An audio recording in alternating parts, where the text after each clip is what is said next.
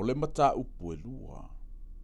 O le valoanga i le whaato i laloina ma le whaatafuna ina o ni neva.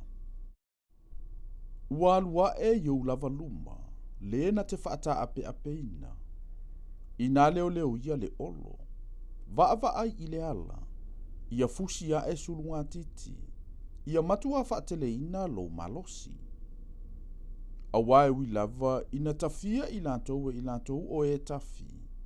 Ma lantou whaatau ma oi fo ia lantou lala au. Ai toe whaafo isia i o vale ma malwo ia kopo. E whape fo i le ma malwo Israelu. O talita o na tangata totoa, ua whaalanu ula ula ia. O tangata fita fo i ua ofu i lantou i ofu mumu.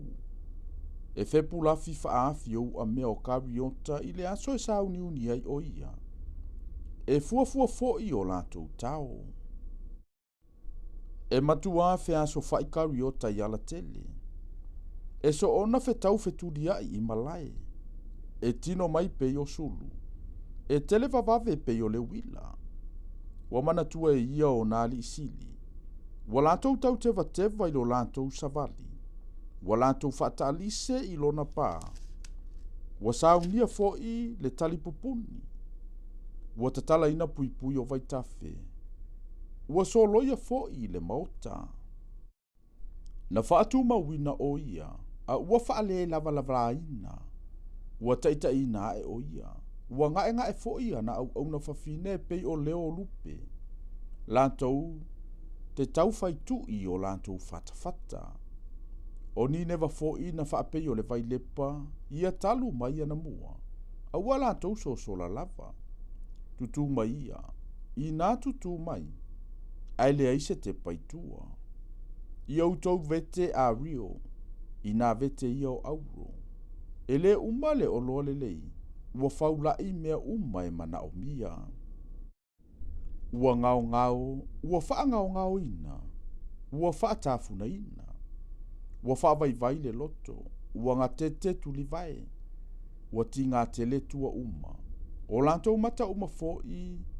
Ua mata vale. O i fea ea le ana o le ona, ma le mea na ai ai le ona ta anoa. O le mea na fea lua i ai le ona a vilu, antoa ma le tama i le ona. E le ai fo i se tasi na faa mata ua tuai. Na sa e le ona ia ma ona ai ana whanau. Wana titina manu fo i mo ana le ona fafine. Wana fatu muina ona lua i mea na maua.